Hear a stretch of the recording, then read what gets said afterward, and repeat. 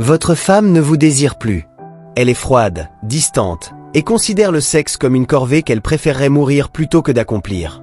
Vous êtes allongés l'un à côté de l'autre dans le lit, mais il n'y a plus aucune passion entre vous. Autant être allongé à côté d'un cadavre. Et vous, vous êtes perdu, blessé, désespéré à comprendre ce qui s'est passé. Où est passée la femme qui vous désirait autrefois? Pourquoi s'est-elle transformée en cet être froid, sexuellement absent, qui se retire au moindre contact? Vous avez tout vérifié. Il n'y a pas d'autre homme. Vous en êtes sûr. Vous avez fouillé son téléphone, observé ses habitudes, peut-être même engagé quelqu'un pour la suivre. Rien. Elle ne vous trompe pas. Elle ne veut tout simplement pas de vous. Et le plus confus, c'est qu'elle ne veut pas divorcer non plus. Elle vit parfaitement bien dans ce purgatoire sans sexe, cette relation qui n'en est une qu'en apparence.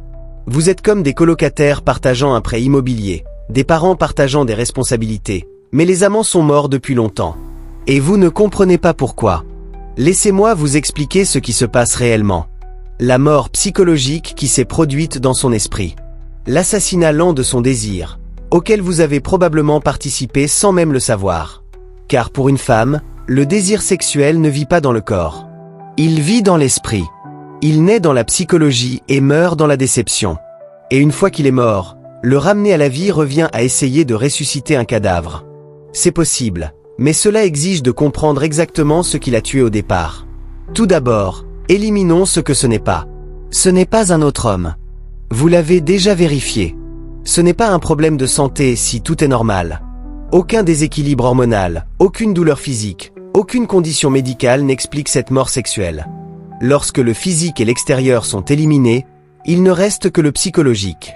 Le problème est dans sa tête, dans la façon dont elle vous voit, dans ce que vous représentez pour elle maintenant versus ce que vous représentiez avant. Le premier et le plus grand tueur du désir féminin. Vous n'avez pas été à la hauteur de ses attentes. Je sais, cela semble injuste. Comment pourrait-on répondre à des attentes dont on ignorait même l'existence? Mais voici la réalité avec les femmes. Elles créent dans leur esprit des fantasmes entiers sur qui vous êtes, sur ce que vous deviendrez, sur ce que la vie avec vous sera. Elles ne tombent pas amoureuses de vous. Elles tombent amoureuses de leur projection de vous, de leur version imaginaire, de ce que vous représentez dans leur imagination. Quand vous vous êtes rencontrés, elles ne vous voyaient pas vraiment. Elles voyaient le potentiel, ce que vous pourriez devenir, ce que vous pourriez accomplir.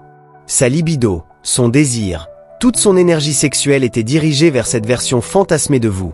Et pendant un certain temps, vous sembliez peut-être correspondre. Au début, avec toute l'excitation et la nouveauté, vous sembliez être l'homme qu'elle imaginait. Mais la réalité a une façon de détruire les fantasmes.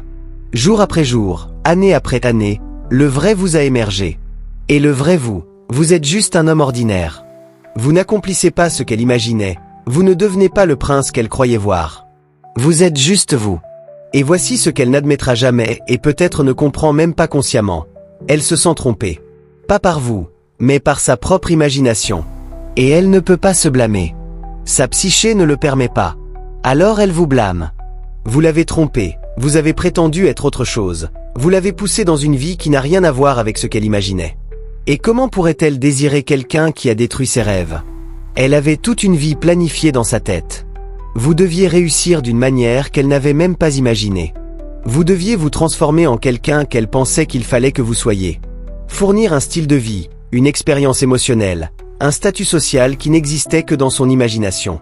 Et chaque jour où vous restiez vous-même au lieu de devenir son fantasme, sa déception grandissait, son ressentiment s'accumulait, et son désir mourait un peu plus. Elle regarde les vies de ses amis sur les réseaux sociaux, les succès de leur mari, leurs vacances, leur mode de vie, et elle compare. Vous ne mesurez pas. Vous êtes censé être plus, faire plus, accomplir plus. Le fait que vous soyez un homme bon, fidèle, présent, tout cela n'a pas d'importance, car vous n'êtes pas l'homme imaginaire qu'elle a créé dans son esprit. Et le désir sexuel ne peut survivre à ce poids de déception. Le deuxième tueur, la confiance brisée.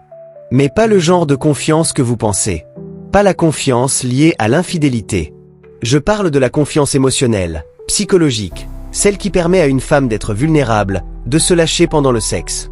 Cette confiance est détruite par 1000 petites choses que vous ne remarquez même pas. Quand elle vous parlait de son hobby étrange et que vous riez, quand elle vous présentait ses amis et que vous les avez jugés, quand elle partageait un rêve, une peur, et que vous la minimisiez. Chaque moment était une brique dans le mur qu'elle a construit entre vous. Elle vous montrait qui elle était vraiment, et vous l'avez rejetée, doucement mais constamment. Chaque rejet, chaque petit indicateur que ce qu'elle est réellement n'est pas suffisant pour vous, a tué le désir. Elle a appris à se cacher, à supprimer sa véritable identité, à jouer un rôle. Et cette suppression constante, cette dissimulation perpétuelle, tue le désir. Comment pourrait-elle se lâcher sexuellement si elle ne peut même pas se lâcher dans la vie? Elle reste avec vous par commodité. Les enfants, le prêt, la vie commune sont trop compliqués à démêler. Elle peut se forcer à vivre cette relation, jouer le rôle d'épouse. Mais le désir sexuel nécessite la confiance. Et cette confiance, vous l'avez détruite par votre jugement, vos rejets, votre incapacité à l'accepter telle qu'elle est. Le troisième tueur, le ressentiment. Les femmes accumulent les griefs comme des pierres précieuses, les stockent, les polissent, les enrichissent chaque jour. Certains sont réels, d'autres imaginés, mais pour elles, tous comptent. Tous contribuent à un mur gigantesque de ressentiment qui bloque tout désir. Elle n'a jamais abordé la plupart de ces griefs, elle les a juste accumulés. Et maintenant, elle possède un musée du ressentiment, une collection de toute une vie de raisons pour lesquelles vous ne méritez pas son désir. Elle a été élevée pour voir l'offense partout, pour être victime. Tout est la faute des autres, souvent la vôtre. Et les saints ne couchent pas avec les pécheurs. Dans son esprit, elle est l'épouse qui souffre longtemps, la martyre qui sacrifie son bonheur pour la famille, la victime de vos 1000 échecs. Et une victime ne désire pas son oppresseur. Elle le tolère, mais ne le désire jamais. Le quatrième tueur, tragique, la tromperie sexuelle devenue mort sexuelle. Au début, vous jouiez tous les deux un rôle au lit. Elle essayait d'être la déesse du sexe, vous essayiez d'être le meilleur amant. Ni l'un ni l'autre n'étiez vous-même. Vous avez agi sur des faux indices, et elle a réagi par de faux retours, créant un cycle qui a lentement détruit son désir. Elle a été élevée pour voir l'offense partout, pour être victime. Tout est la faute des autres, souvent la vôtre. Et dans son esprit, les années passent, et chaque rencontre sexuelle devient une épreuve. Son corps et son esprit rejettent le sexe. Peut-être qu'elle développe des douleurs physiques, des maux de tête, ou d'autres symptômes psychosomatiques. Son corps exprime ce que son esprit ne peut plus dire. Je ne veux pas. Et quand enfin vous arrivez à en parler,